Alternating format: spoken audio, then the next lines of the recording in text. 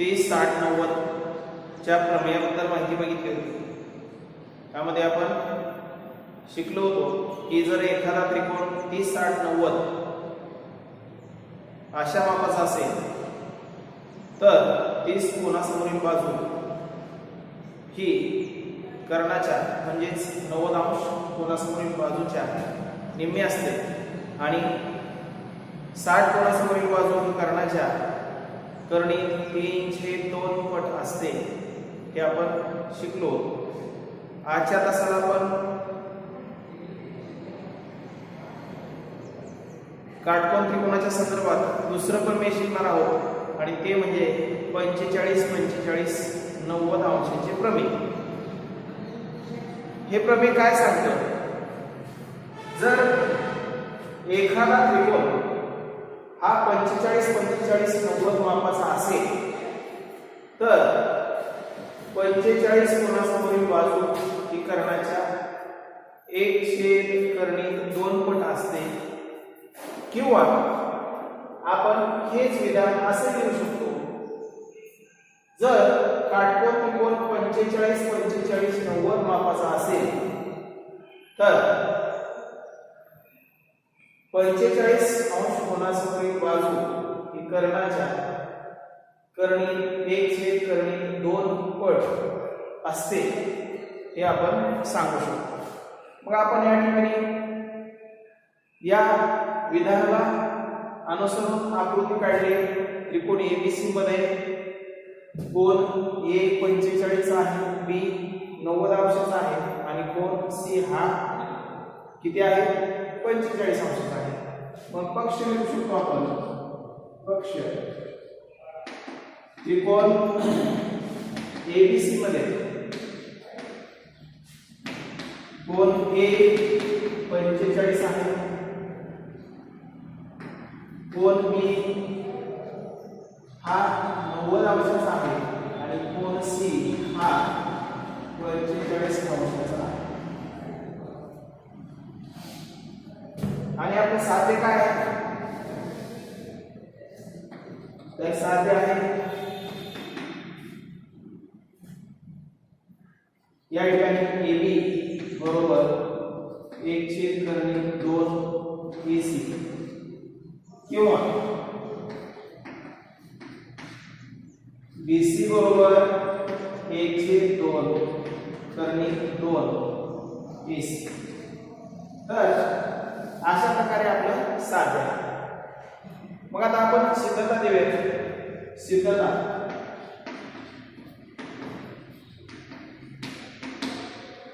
या ठिकाणी जो त्रिकोण दिलेला आहे तो त्रिकोण आहे एबीसी. मग आपण या ठिकाणी सांगूया त्रिकोण एबीसी मध्ये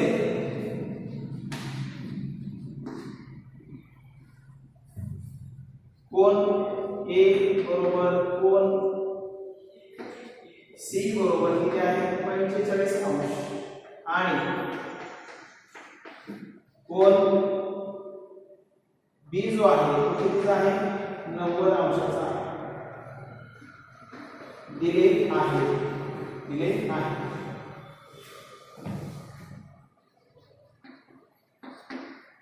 म्हणून आपण लिहू शकतो पायथागोरसच्या प्रमेयाने AC वर्ग बरोबर AB वर्ग अधिक BC वर्ग. पायथागोरसच्या प्रमेय. त्रिकोण एबीसी हा काटकोन त्रिकोण आहे.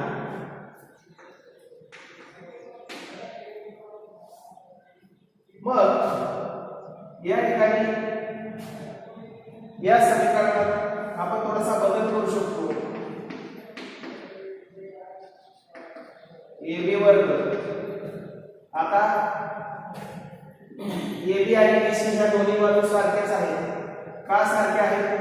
तर A कोनासमोरील बाजू आहे BC आणि C कोनासमोरील बाजू आहे AB. त्यामुळे या ठिकाणी दोन्ही कोनांची माप सारखीच असल्यामुळे आपण असं सांगू शकतो की AB आणि BC हे दोन्ही सारखेच आहेत. मग आपण या ठिकाणी BC च्या ऐवजी काय करायचं? AB वर्ग घ्यायचं. त्याला कारण काय ए ग्रुप कोणासमोरील बाजू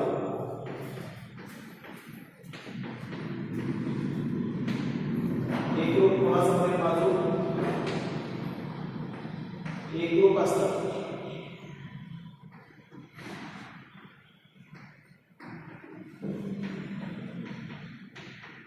एक ग्रुप कोणासमोरील बाजू एक ग्रुप असतात अशा पद्धतीने आपण कारण लिहू शकतो आता AB आणि AB यांची बेरीज झाली AC वर्ग बरोबर आपण लिहू शकतो 2 AB वर्ग AB वर्ग आणि AB वर्ग किती झाले 2 AB आता या ठिकाणी हे दोन जे आहे ते आपल्याला नको आहे किंमत कशाची पाहिजे AB ची किंमत पाहिजे मग आपण पुढे लिहू शकतो AB वर्ग बरोबर AC वर्ग छेद 2 आणि आपण वर्गमूळ घेऊन पुढे लिहू शकतो AB बरोबर AC छेद करणे 2 वर्गमूळ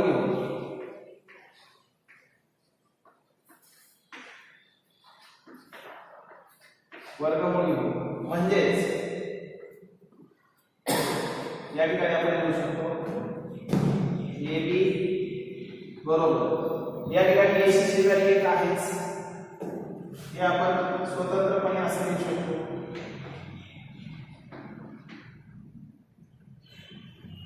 आणि म्हणून आपण हे पण लिहू शकतो BC बरोबर 1/2 गुणिले AC कारण काय आहे कारण AB आणि BC सारखेच आहे AB आणि BC हे सारखेच आहे तर अशा प्रकारे ही छोटी सिद्धता आहे हे आपण देऊ शकतो परत एकदा संपूर्ण सिद्धता आपण बघूया आपण बघतोय 45 45 90 मापाच्या त्रिकोणाबद्दल या त्रिकोणात आपल्याला एक कोन हा 90 अंशाचा आणि उरलेले दोन कोन हे 45 45 चे असतात मग 45 45 90 मापाच्या त्रिकोणाचा प्रमेय काय तर जर एखादा त्रिकोण 45 45 90 मापाचा असेल तर 45 कोणासमोरील प्रत्येक बाजू ही कर्णाच्या 1/2 एवढी असते किंवा 1/2 गुणिले कर्ण एवढी असते आपण या विधानाच्या सिद्धतेसाठी या ठिकाणी आकृती काढली ABC हा त्रिकोण काढला त्याच्यामध्ये A आणि C हे दोन्ही कोन किती मापाचे आहेत 45 मापाचे आहेत कोन B हा 90 अंशाचा आहे मग आपण पक्ष दिला त्रिकोण ABC मध्ये कोन A 45 आहे कोन B 90 आहे आणि कोन C हा 45 अंशाचा आहे आपण साध्य केलं साध्य दोन आहेत आपले एक म्हणजे AB बरोबर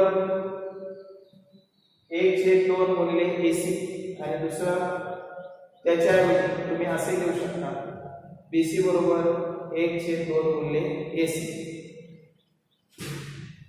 मग या ठिकाणी ही सिद्धता देत असताना आपण पायथागोरसच्या प्रमेयाचा वापर या ठिकाणी केलेला आहे आपल्याला माहिती आहे त्रिकोण ABC हा काटकोन त्रिकोण आहे आणि त्याच्यामध्ये उरलेले दोन कोन हे 45 45 अंशाचे आहेत म्हणून पायथागोरसच्या प्रमेय आपण लिहिलं AC वर्ग बरोबर AB वर्ग अधिक BC वर्ग परंतु BC आणि AB याच्या किमती सारख्याच आहेत कारण ते एकरूप बाजू समोरील कोन आहेत एकरूप कोनासमोरील बाजू आहेत म्हणजे दोन्ही बाजूंची किंमत कशी आहे ती सारखीच आहे आणि म्हणून या ठिकाणी BC च्या ऐवजी आपण घेतलं AB आणि AB ची बेरीज किती झाली 2AB हे दोन उजव्या बाजूला गेल्यानंतर छेदस्थानी जातात मग आपला मिळतो AB वर्ग AB वर्ग बरोबर AC वर्ग छेद 2. मग वर्गमूळ घेऊन आपल्याला मिळतं AB बरोबर AC छेद करणी 2. 2 चं वर्गमूळ करणी 2. हेच आपण असं लिहू शकतो AB बरोबर 1 छेद करणी 2 गुणिले AC. आणि हेच आपण लिहू शकतो BC ची किंमत सुद्धा किती मिळते तर BC ची किंमत हे 1/2 गुणिले AC एवढी मिळते कारण AB आणि BC सारखंच आहे. तर अशा प्रकारे ही छोटीशी शक्यता आहे. आता आपण या ठिकाणी आतापर्यंत काय काय शिकलो बघा. 45-90 मापाचा त्रिकोण जो आहे 45-90 मापाचा त्रिकोण त्याचं प्रमेय आपण शिकलो. त्याच्या अगोदर आपण 30-60-90 मापाच्या त्रिकोणाबद्दल जे प्रमेय आहे ते आपण प्रमेय शिकलो. तर लक्षात ठेवा त्रिकोणाचे कोन जर 30, 60 आणि 90 अंश मापाचे असतील तर 30 कोनासमोरील बाजू कर्णाच्या निम्मी असते म्हणजे कर्ण भागिले 2 एवढी असते. आणि 60 कोनासमोरील बाजू ही कर्णी 3/2 गुणिले कर्ण एवढी असते. जर हा त्रिकोण 45-45-90 मापाचा असेल तर 45 अंश कोनासमोरील बाजू ही कर्णाच्या 1/2 गुणिले कर्ण एवढी असते किंवा 1/2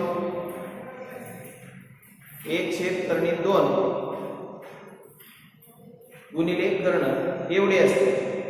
तर अशा प्रकारे हे दोन प्रमेय आपण शिकलो. आता पुढचा भाग शिकायचा आहे आपल्याला तो म्हणजे त्रिकोणाची मध्यरेखा. आता त्रिकोणाची मध्यरेखा कशाला म्हणायचं मध्यरेखा नेमकी कोण असते तर त्याच्याबद्दल आपण माहिती.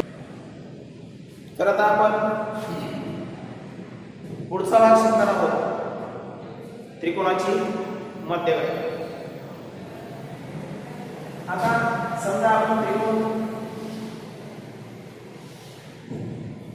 PQR काढला तर नेमकी मध्यरेखा कुणाला म्हणायचं. मग समजा या ठिकाणी एक बिंदू आहे S. हा S बिंदू असा आहे की त्यामुळे QR चे दोन समान भाग होतात. S बिंदूमुळे ह्या QR या बाजूचे दोन समान भाग होतात.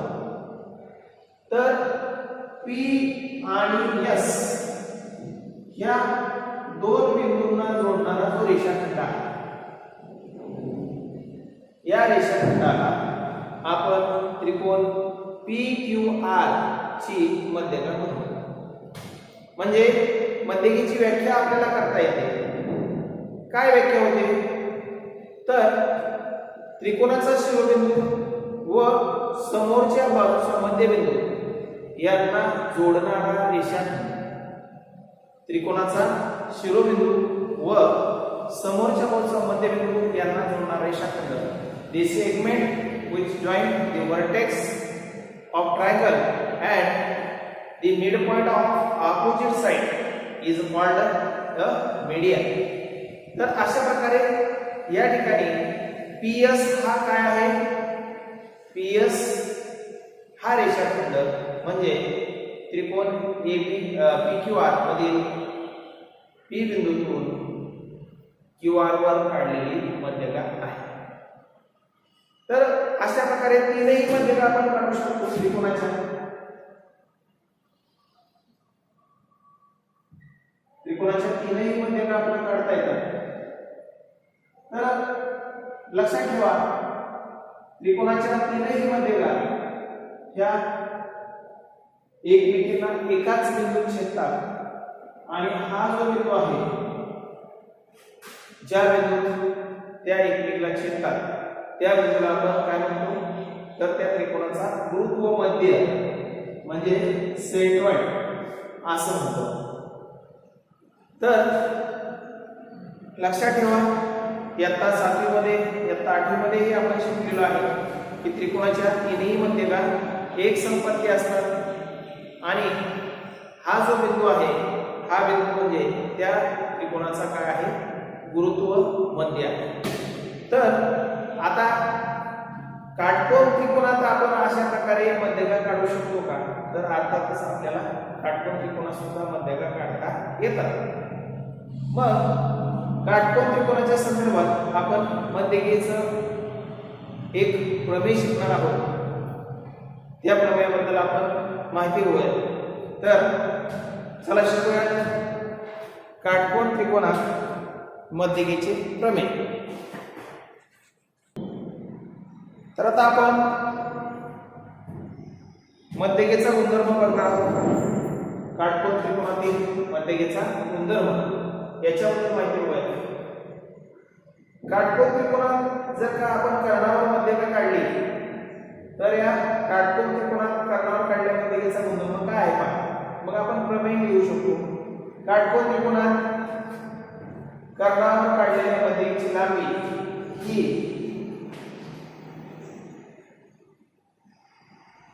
कर्णाच्या निम्मी असते, निम्मी असते।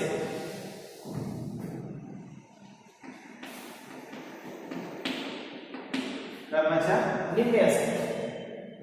मग या ठिकाणी आपल्याला पक्ष घेता येईल। या विधानाची सिद्धता देण्यासाठी आपण काय पक्ष घेऊ शकतो, तर या ठिकाणी आपण त्रिकोण एबीसी हा काटकोन त्रिकोण घेतलेला आहे आणि त्रिकोण एबीसी मध्ये कर्ण एसी वरती आपण या ठिकाणी कर्ण एसी वरती काय बीडी ही मध्यका काढलेली आहे। बीडी मुळे या ठिकाणी कर्ण एसी दुभागला जातो। तर यावेळी बीडीची लांबी किती असते, तर बीडीची लांबी ही कर्णाच्या निम्मी असते, हे आपल्याला या ठिकाणी सिद्ध करायचं। मग यासाठी आपण पक्ष लिहूया। पक्ष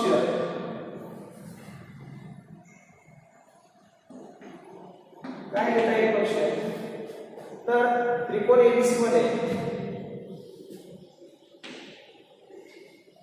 किंवा काटकोन त्रिकोण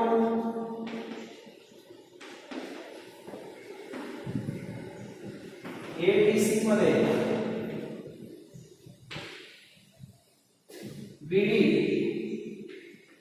ही कर्ण एसी वर काढलेली मध्यका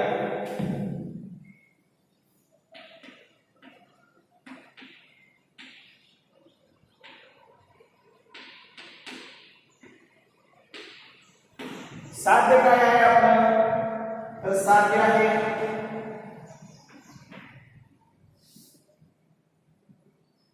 आपल्याला बीडी बरोबर काय सिद्ध करायचंय, तर 1/2 एसी हे सिद्ध करायचं। बीडी बरोबर 1/2 एसी हे सिद्ध करायचं। मग यासाठी आपण रचना करणार आहोत। काय रचना करायची, तर या ठिकाणी बीडी वर ई हा बिंदू घ्यायचा, बीडी वर ई बिंदू असा घ्यायचा। कसा घ्यायचा,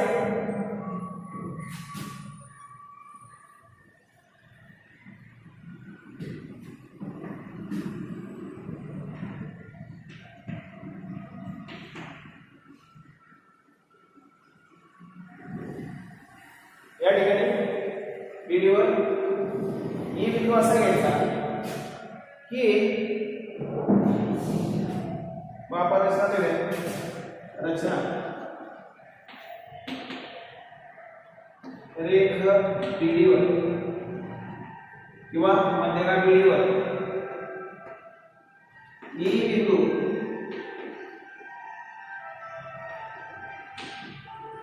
असा घेतला, ई बिंदू असा घेतला की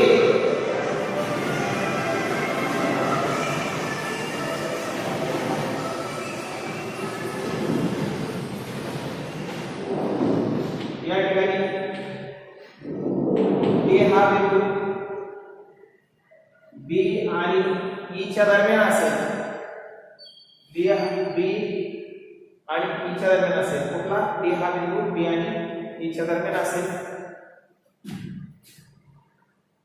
तसेच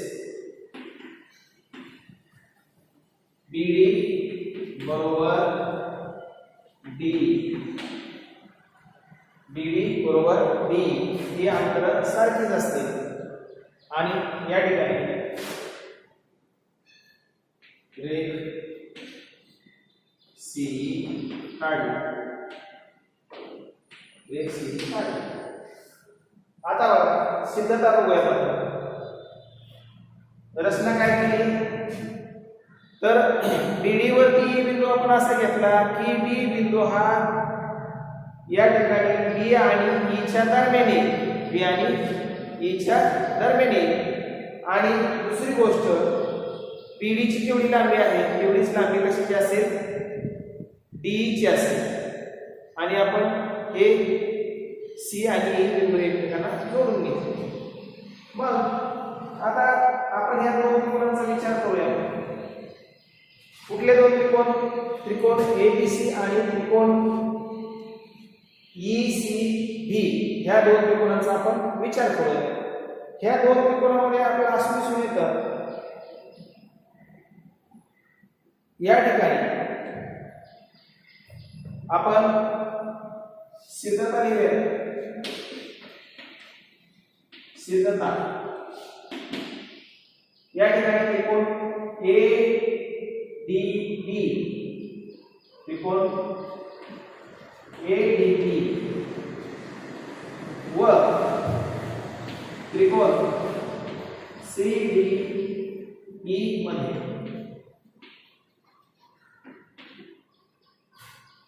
आपण लिहू शकतो रेख बाजू AD, एकूण बाजू CD, याला कारण काय? पक्ष. हे दोन त्रिकोण एकरूप असल्याला त्रिकोण ADB आणि CDB हे दोन त्रिकोण जे आहेत हे दोन त्रिकोण एकरूप दाखवण्यासाठी पहिल्यांदा आपण लिहू शकतो की AD आणि CD सारखे आहेत. कशामुळे सारखे आहेत तर पक्षात सांगितलंय की या ठिकाणी AD ही कर्ण AC वरील मध्यक आहे, त्यामुळे कर्ण AC दुभागला जातो. AD आणि CD हे दोन सारखे रेषाखंड तयार होतात. त्यानंतर आपण लिहू शकतो कोन ADB एकरूप कोन CDE, याला कारण काय? विरुद्ध कोन, विरुद्ध कोन, ऑपोजिट अँगल्स. या दोन्ही कोनांचे माप विरुद्ध कोन असल्यामुळे सारखेच असणार. दोन रेषा एकमेकींना छेदल्यामुळे तयार होणारे विरुद्ध कोन एकरूप असतात हे आपल्याला माहित आहे.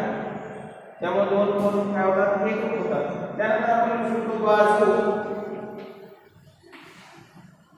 BD एकरूप बाजू आपल्याला घेता येतं ED.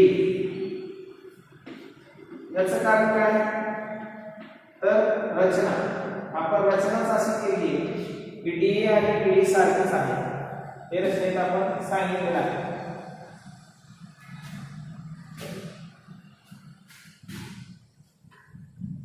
या ठिकाणी AB किंवा D दिलं तरी चालतंय.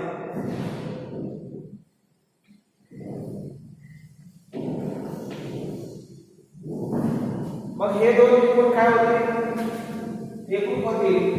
म्हणून आपण लिहू शकतो त्रिकोण ADB एकरूप त्रिकोण CDE. कुठली कसोटी तर या ठिकाणी आपण कसोटी घेऊ शकतो बाजू कोन बाजू कसोटी, बाकोबा कसोटी.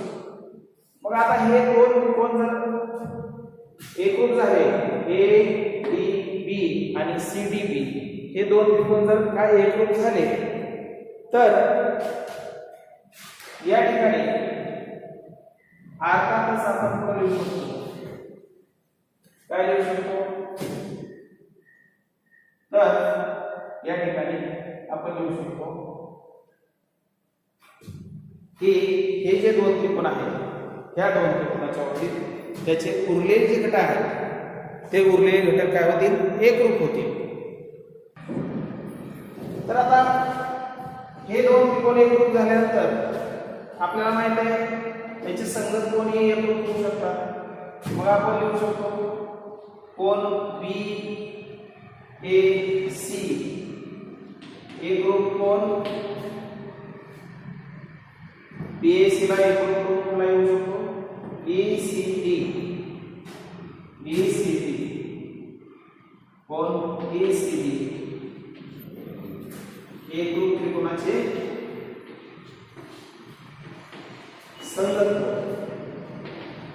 संगत कोण. हे दोन कोण जर एकरूप असतील तर मग आपण सांगू शकतो म्हणून बाजू AB समांतर बाजू कुठली असणार? CD.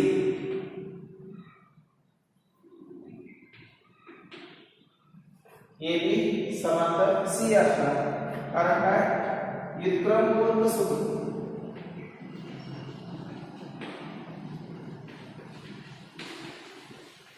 व्युत्क्रम कोण कसोटी म्हणजे या ठिकाणी हा कोण जर या कोणाशी एकरूप असेल, हे दोन कोण जर का एकरूप असतील म्हणजे कोण BAC आणि कोण ECD हे दोन कोण एकरूप असतील तर अर्थातच या रेषा समांतर असतील कारण ते परस्परांचे व्युत्क्रम कोण आहेत.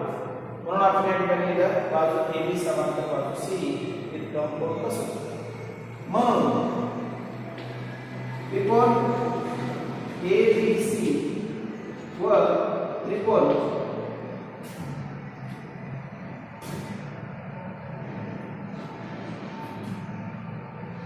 आता या ठिकाणी ABC या पद्धतीने आपण CEB चा विचार करूया. त्रिकोण CEB किंवा ECB मध्ये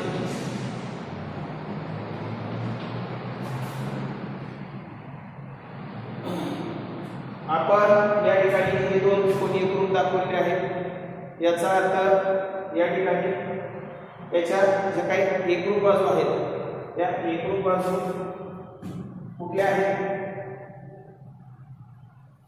आपण त्रिकोण ABC आणि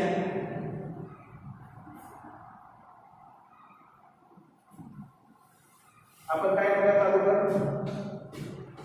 हे जसं आपण एकरूप दाखवलं तसं आपण बाजू AB एकरूप बाजू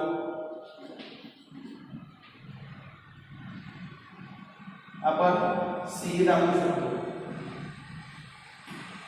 त्याला कारण तेच एकरूप त्रिकोणाच्या संगत बाजू.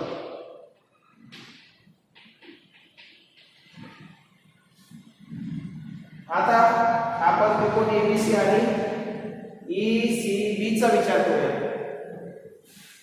आता त्रिकोण ABC व त्रिकोण ECB मध्ये आपण लिहू शकतो या ठिकाणी सिद्ध केलेलं बाजू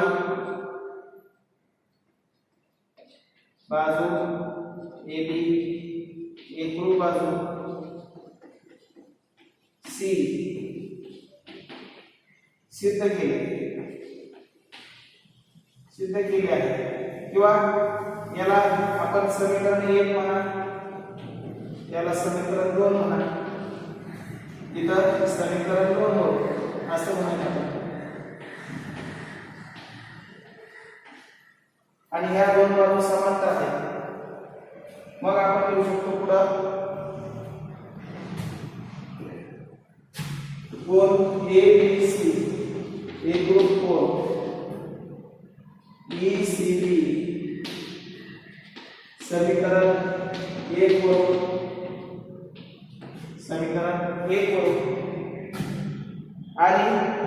नंतर बाजू BC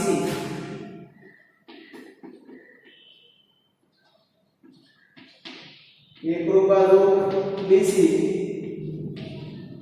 याला काय म्हणतात सामायिक भुजा आणि म्हणून आपण सांगू शकतो त्रिकोण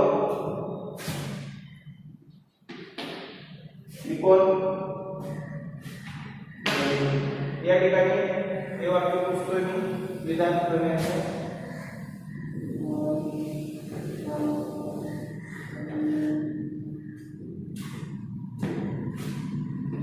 ABC एकरूप त्रिकोण ECD कुठली बसवली पुन्हा बसवली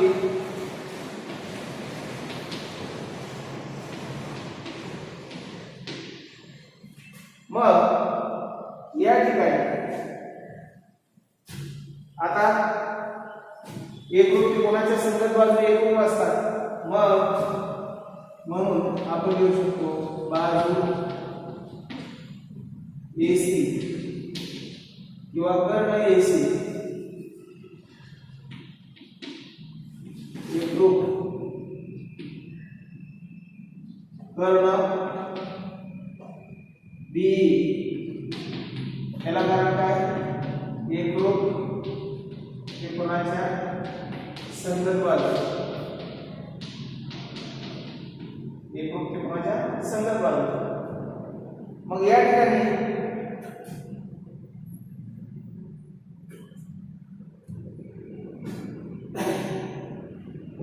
एक छेद दोन AC म्हणजे काय आहे तर एक छेद दोन आपण पुढे लिहू शकतो म्हणून बरोबर एक छेद दोन काय आहे B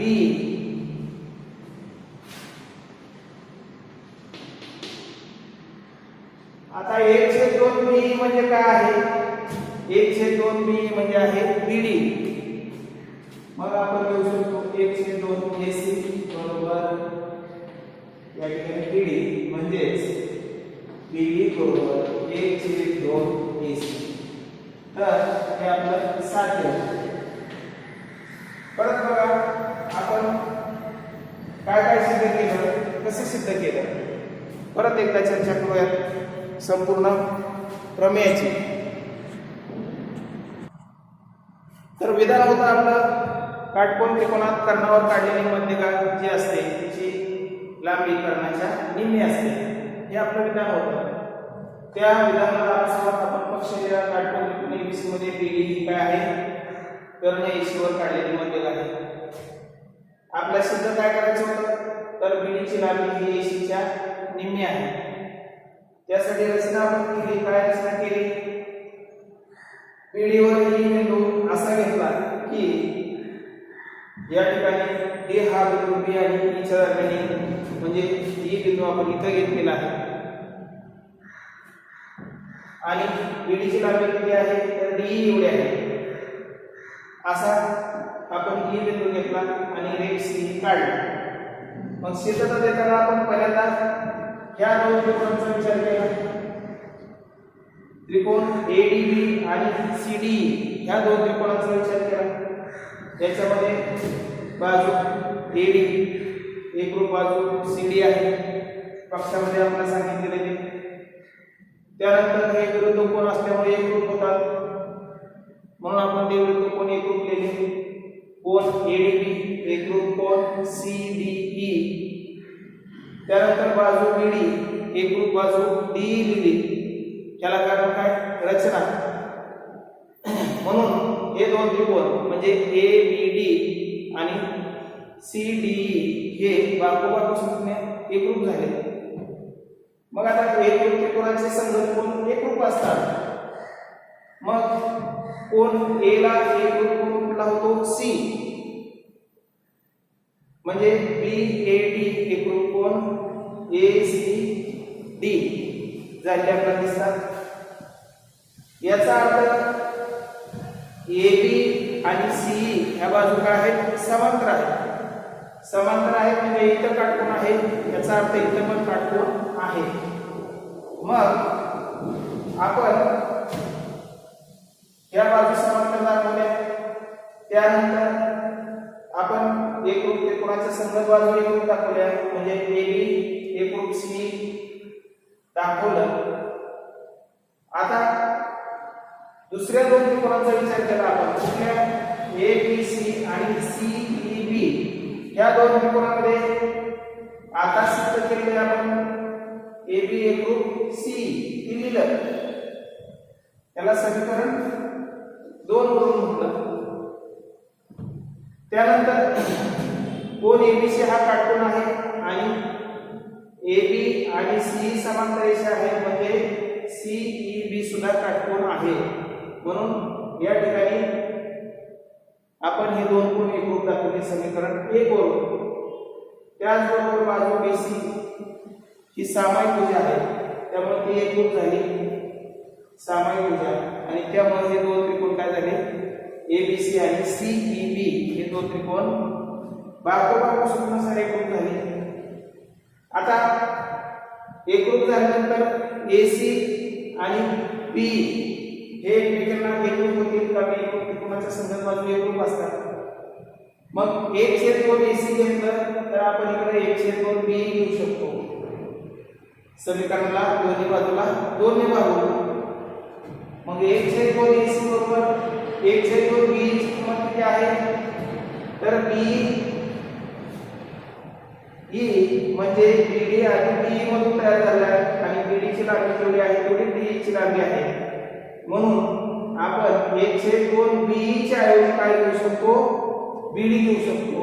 मग या ठिकाणी आपण BD घेतलं, याचाच अर्थ BD बरोबर 1/2 AC आपल्याला मिळाला.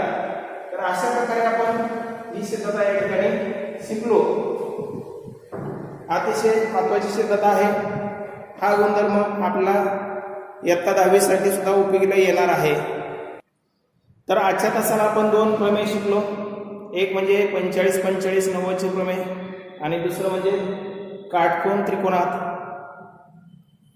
कर्णावर काढलेल्या मध्यकेचे प्रमेय. अशी दोन प्रमेय आपण शिकलो. ही दोन्ही प्रमेय तुम्ही व्यवस्थित वहीत लिहायची आहेत. पुढील तासाला आपण सराव संच 3.3 बद्दल माहिती बघणार आहोत. तोपर्यंत थांबूयात. सर्वांचे धन्यवाद.